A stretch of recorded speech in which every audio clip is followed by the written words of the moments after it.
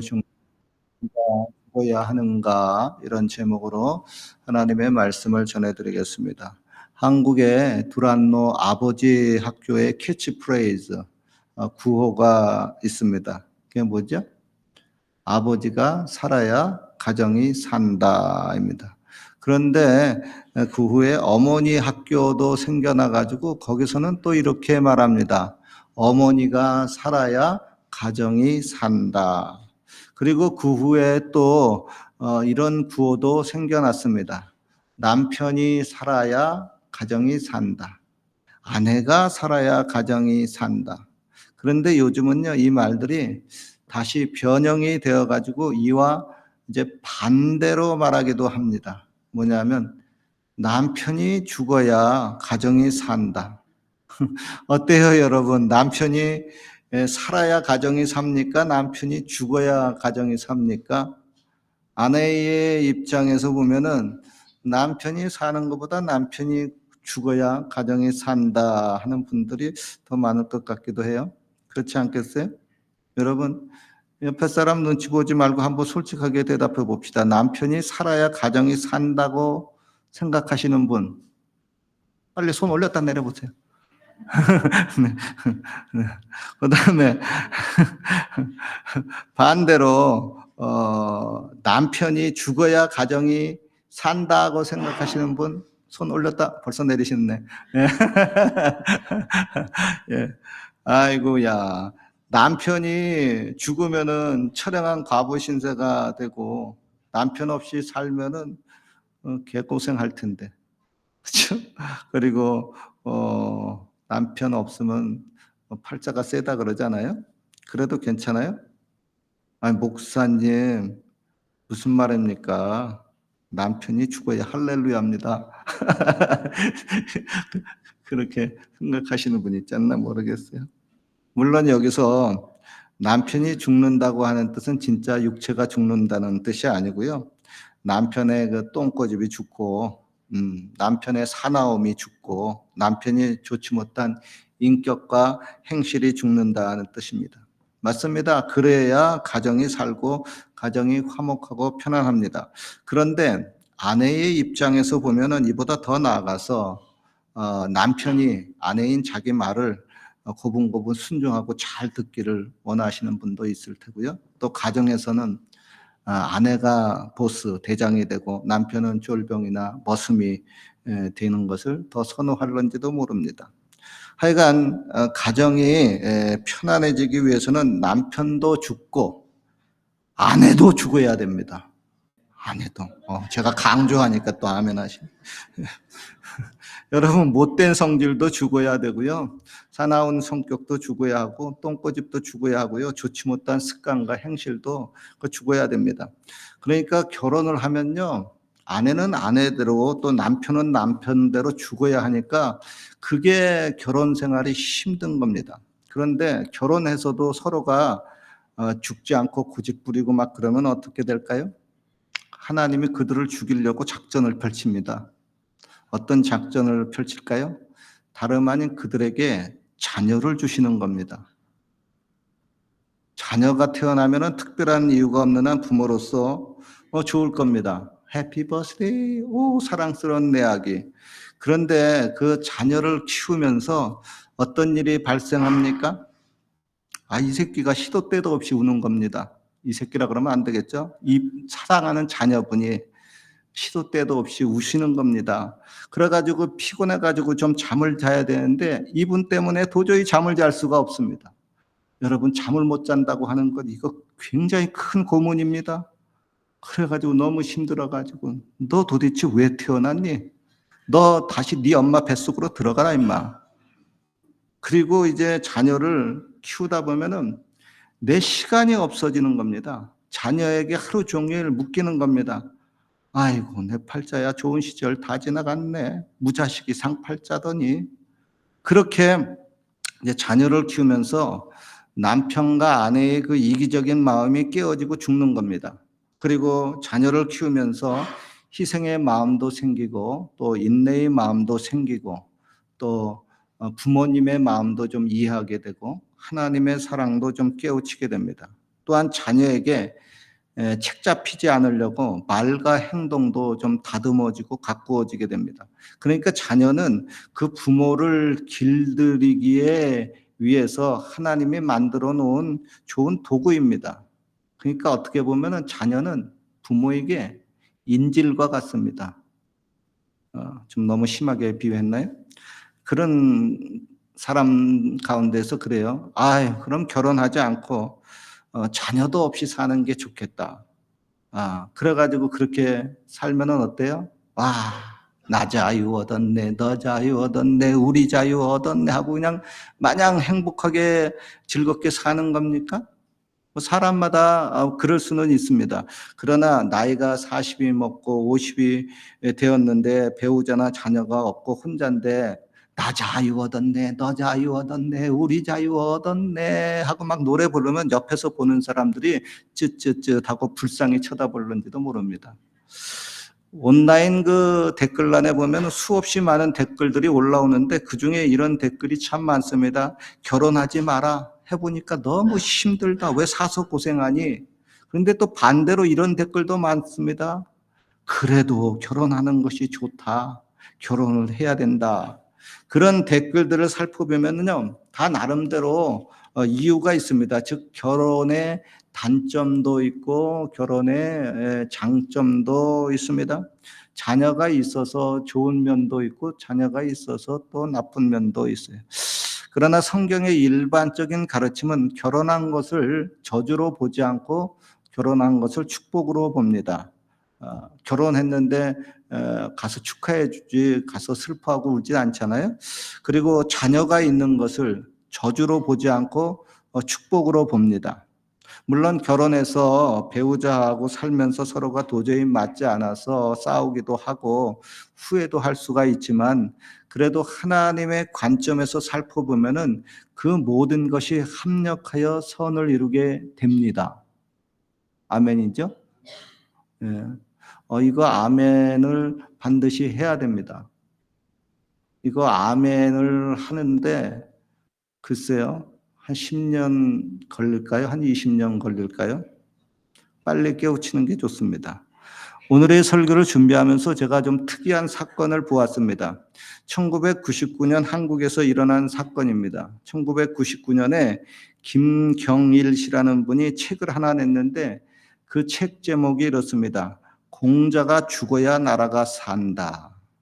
그런데 같은 해에 성균관 대학에서 이 사람을 고소했습니다. 고소 이유는 공자의 유교 사상을 모독했다는 것이고 그로 인해서 유교 사상을 가르치는 성균관 대학의 명예를 훼손했다는 겁니다.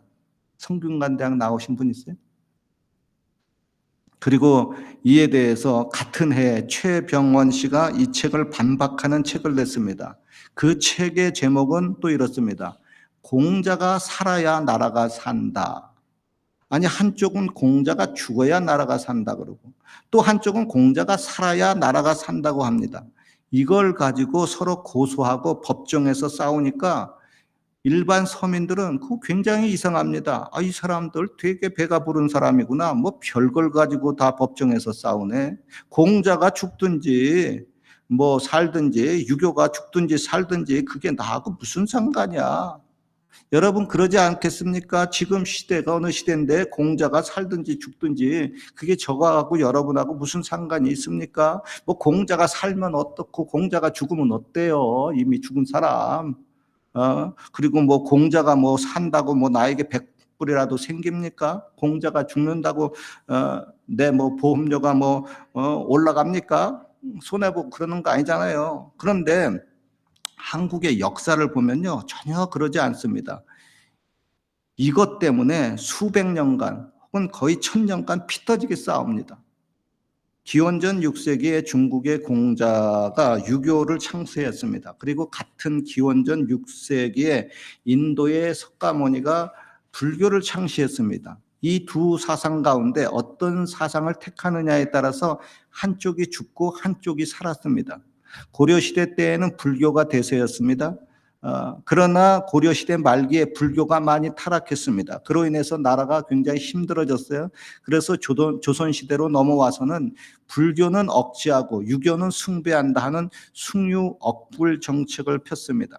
그런데 유교도 또 양반과 상놈 그 계층이 나눠지고 그로 인해서 과학이나 기술을 천히 여김으로 말미암아 나라의 발전이 더디는 겁니다. 그래서 이거 안 되겠다 해가지고 또 다른 학문인 실학이라는 사상이 또 등장합니다.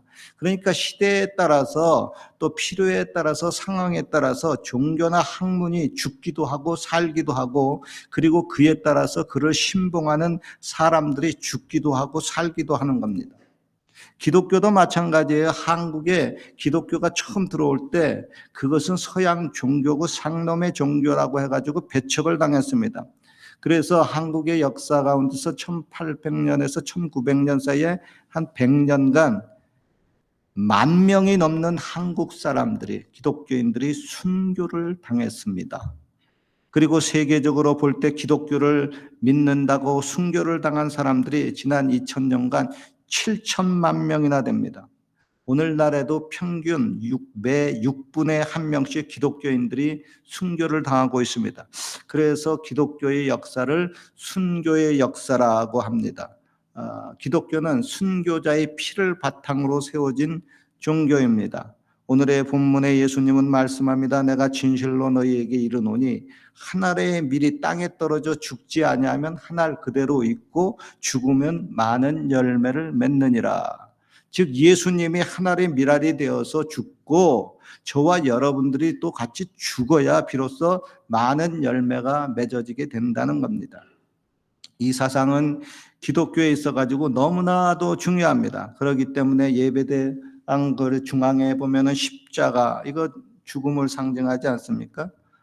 그리고 교회 건물의 꼭대기에도 사람들이 잘 보이도록 십자가를 걸어놨습니다. 예수님 십자가에서 죽은 것처럼 우리도 십자가에서 죽어야 된다고 하는 겁니다. 그래야 하나님의 뜻이 이루어지고 하나님의 나라가 이 땅에 건설된다고 하는 겁니다. 고로 예수님이 이 땅에 오셔서 해야 할 가장 중요한 일은 뭐냐 하면은 바로 십자가에서 죽는 겁니다. 그리고 예수님은 우리들에게도 부탁하셨습니다. 얘들아, 아무든지 나를 따라오려거든 자기를 부인하고 자기 십자가를 지고 나를 쫓아야 내 제자가 될 수가 있다 그랬습니다. 그렇습니다. 성도가 되기 위해서는 자기의 십자가를 지고 죽어야 된다고 하는 겁니다. 여러분, 예수님이 죽으심으로 말미암아 인류가 산 것처럼 우리도 각자 하나님이 죽으라고 하는 그곳에서 죽어야만이 그곳이 살고 가정이 살고 교회가 살고 공동체가 삽니다. 사실요, 예수님을 믿는 신자가 된다고 하는 것은 내가 예수님과 같이 죽고 예수님과 같이 사는 것을 의미합니다. 고로 사도 바울은 고백합니다. 내가 그리스도와 함께 십자가에 못 박혀 죽었나니 그런즉 이제는 내가 산 것이 아니요 오직 내 안에 그리스도께서 사신 것이라 그랬습니다. 그리고 이런 진리를 깨달은 사도 바울은 이런 고백도 합니다. 나는 날마다 죽노라. 여기서 죽는다고 하는 뜻은 자기를 희생한다고 하는 뜻도 있고요. 죄를 짓지 않으려고 자기의 몸과 마음과 생활을 절제한다고 하는 뜻도 있고요. 또 내 뜻을 포기하고 하나님의 뜻을 따라간다고 하는 뜻도 담겨 있습니다. 그리고 보다 신학적으로 말하면 죄를 쫓아가는 육은 죽고 하나님을 쫓아가는 영이 산다고 하는 겁니다. 구약의 제사법에도 보면은요, 수없이 많이 양이 피를 흘리고 죽습니다. 염소도 죽고 소도 죽고 비둘기도 피를 흘리고 죽어갑니다. 그렇게 피를 흘리고 죽어야만 죄가 사해지고 하나님이 받으시는 향기로운 제사가 된다고 하는 겁니다. 그리고 이에 따른 예표를 따라서 예수님이 나 대신 너 대신 우리 대신 그렇게 십자가를 지고 죽으셨습니다. 그 죽음이 있었기 때문에 하나님의 용서가 이루어지고 하나님의 자비와 은혜와 긍휼이 우리들에게 나타나서 저와 여러분들이 구원을 받은 겁니다. 하나님의 자녀가 된 거예요. 즉 희생의 죽음이 없고 희생의 피 흘림이 없으면은 용서함도 없고 구원도 없습니다. 마찬가지입니다. 가정의 천국이 되고 일터가 천국이 되고 학교가 천국이 되고 사회가 천국이 되고 나라가 천국이 되기 위해서는 누군가가 희생을 하고 죽어야 됩니다. 그래야 가정도 살고 교회도 살고 나라도 삽니다. 제가 28년 전에 여의도 순복음교회 선교국에서 이제 이곳 캐나다로 이제 선교사 발령을 받고 오기 바로 전에 선교사 그 후보생들과 단체로 어디를 갔느냐 하면 마포구 합정동에 있는 절두산에 순교자 박물관에 방문했습니다. 거기에 보면은 한국을 복음화시키겠다고 200년 전 조선시대 때서부터 한국 땅에 와서 순교한 그 외국인 선교사들 되게 많더라고요. 그 사람들의 그 공동묘지가 있습니다. 그 중에 보니까 부모님들과 같이 한국 땅에 와서 풍토병에 죽어간 어린 자녀들의 무덤들도 이렇게 있습니다. 그것을 볼 때 마음이 찡했습니다. 그리고 이런 생각이 들었습니다. 내가 지금 선교사 발령을 받고 캐나다 땅으로 가는 것은 살기 좋은 캐나다에 살러 가는 것이 아니라 복음을 위해서, 주님을 위해서 가족들과 함께 죽으러 가는 거구나. 저의 목회 생활을 뒤돌아보면 이제 40년 되었습니다. 한국에서 13년 목회했고 여기 캐나다에서 지금 28년째 목회를 하고 있습니다. 그리고 주님이 저에게 여기를 떠나지 말고 캘거리 떠나지 말고 계속해서 여기서 목회를 하라고 하니까 마르고 닳도록 계속해서 여기 캘거리에 짱 박혀 목회하고 있습니다. 아마 여기 캐나다 캘거리가 제가 죽어야 할 땅인 것 같습니다. 동물들을 비롯해서 많은 사람들이 기소 본능으로 인해서 자기가 태어나고 자기가 자란 고향에서 죽기를 원합니다. 그런 의미로 보면 저의 고향은 대한민국 수도 서울이에요. 그러나 한편 하나님의 나라의 관점에서 보면 여기 캐나다 캘거리가 저의 고향입니다. 그리고 이것이 저의 목회지이고 저의 사명지이고 저의 선교지이고 저의 무덤터가 될 것이고 저의 순교지가 될 겁니다.